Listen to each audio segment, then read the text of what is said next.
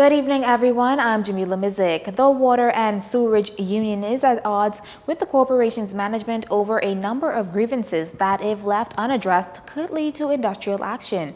Our BJ McDermott has the story. The Bahamas Utility Services and Allied Workers Union is speaking out on what it says is blatant disrespect on the part of Water and Sewage Corporation executives, who are accused of unilaterally rolling back for benefits.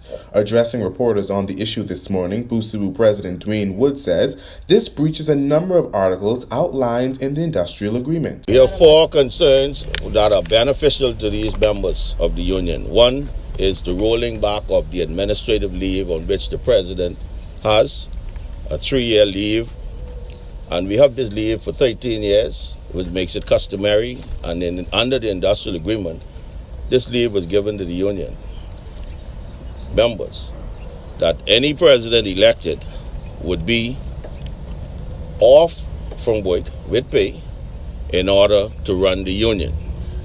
It's benefit under the industrial agreement, and it is ours, and we want to keep it. Certainly not the union's only concern. Mr. Woods further claims the corporation's demanding rent for the use of office space to hold meetings. On one occasion, WSC's board reportedly called the police during a union meeting that led to Mr. Wood receiving a letter threatening eviction and the rescindment of the union's administrative leave. According to Mr. Woods, the corporations also forced employees to take accrued vacation leave. We can do whatever it takes to get the matter resolved, but as it stands, all we have to do is withdraw enthusiasm and it'll take care of itself. Busabu says it's always open to talking with the corporation and the Department of Labor. We are never closing the door to conciliation. We'll never do that. We leave the door open for conciliation, but enough is enough. Everybody get tired at one point.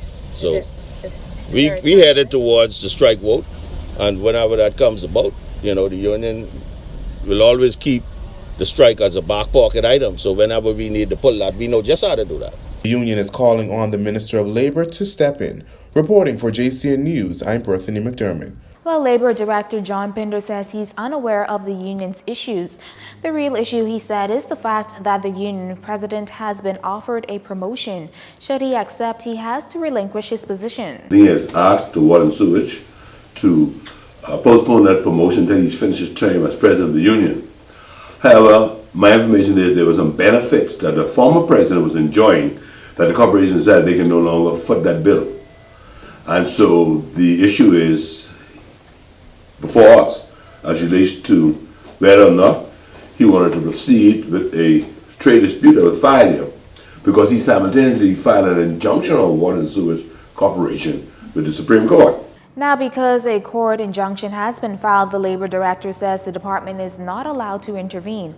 As for the union's other concerned, Mr. Pinder says he's dealt with those. He agreed that meeting with the HR from Water and Sewage that he would have access to his members. That means they wanted him to advise them as to when you have a meeting and not have an impromptu meeting. That was what was communicated to us.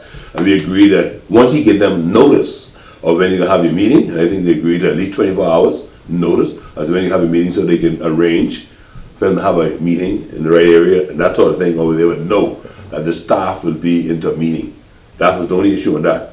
As it relates to the rent, I understood the former administration of the Water and Sewage Corporation, he said they didn't pay any rent. I don't know if that is so or not, but if the trailers on the premises belong to the employer and you wish to use those trailers, there's nothing in the law that says the employer must give you free rental. When asked if the union's issues are grounds for industrial action, the Labor Director responded with this. As it relates to other things, some of those things are stuff that a union has to negotiate in its industrial agreement.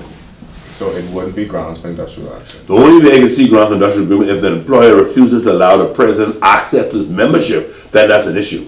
That'd be in violation of the Industrial Relations Act. Well, the Water and Sewerage Boards of Directors and its executive management has since invited the media to a press conference on Sunday to respond to the issue. You're watching JCN News. Stay with us. This segment of the news was brought to you by Alive.